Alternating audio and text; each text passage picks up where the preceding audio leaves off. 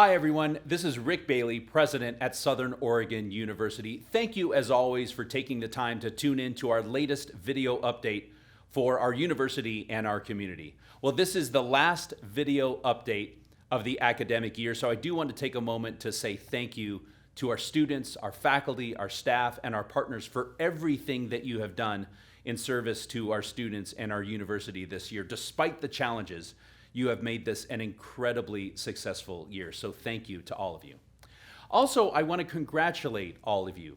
Very recently, the Association for the Advancement of Sustainability in Higher Education just awarded SOU a gold rating. It's the first time in the history of our institution that we have achieved that status. Back in 2017, that group awarded SOU a silver rating, but because of all of you and the efforts you've made over the last 5 years, we have now become the exemplar in terms of embracing renewable energy and sustainability on our campus and beyond. So thank you and congratulations.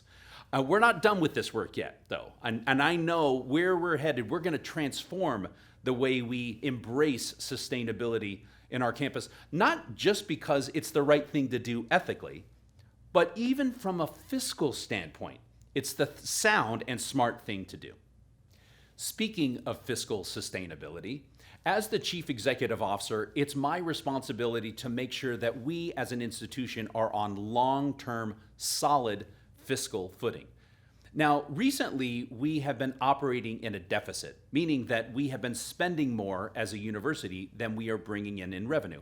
And clearly, everyone knows that is not something that we can do long-term. So how do we address it?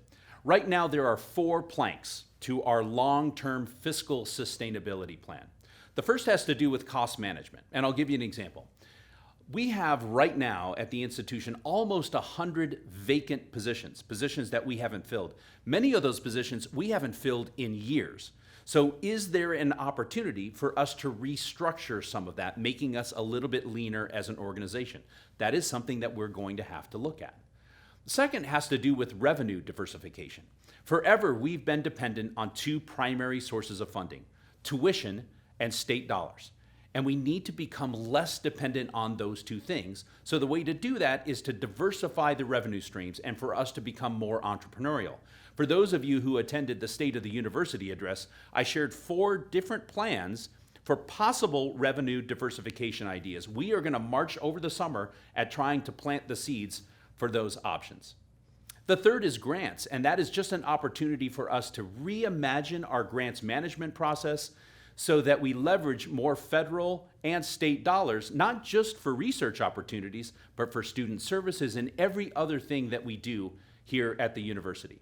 And lastly, we need to reimagine what philanthropy can do and look at options for philanthropy, which, by the way, is supercharging right now in an exciting way, so that we use some of those dollars to invest in people, which is really the bulk of what we do. All 4 of those can help us really put ourselves on a long-term sound fiscal footing.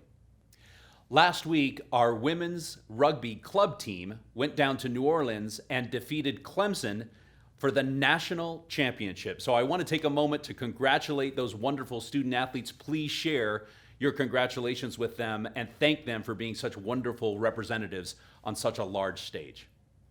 As a lot of you know, June is Lgbtq Pride Month. And I thought in celebration of Pride Month, I would quote former President Barack Obama, who once said, "When we are all treated as equal, no matter who we are, no matter whom we love, all of us are more free." So throughout the month of June and throughout the year, we stand in solidarity as allies with the LGBTQ community. I have a few events to share with you as well. Next Friday, June 17th, we will be hosting the latest quarterly meeting of our Board of Trustees. They'll be making some huge strategic decisions the way they always do, so I'd encourage you to attend. We have it on campus starting at noon, but there'll also be a Zoom option as well. The following day, June 18th, Saturday, starting at 11, we'll host the first ever Juneteenth flag raising ceremony right outside of Churchill Hall, and that's a partnership with the city of Ashland. And of course, everyone already knows, Saturday, June 11th at 9 a.m. at Raider Stadium, we will be hosting the 2022 commencement ceremony. And not only will we be celebrating the graduates of the class of 2022, but we'll also be celebrating scholars from the classes of 2020 and 2021 as well. We hope that you join us. And now, everyone, I'd like to end on a serious note. In the last few weeks, we have witnessed tragedies in Buffalo and Uvalde and Tulsa and tragedies around the world. And it will be incumbent upon our government leaders to grapple with those and to figure out solutions for our society moving forward.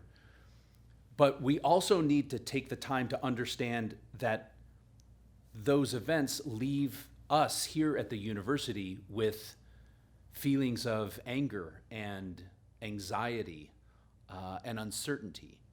And how do we deal with that? I think as we move into the summer, I want to ask you to take some time to engage in self-care. Spend some time with people you love. Spend some time doing things that you love doing. Spend some time getting off of the wheel.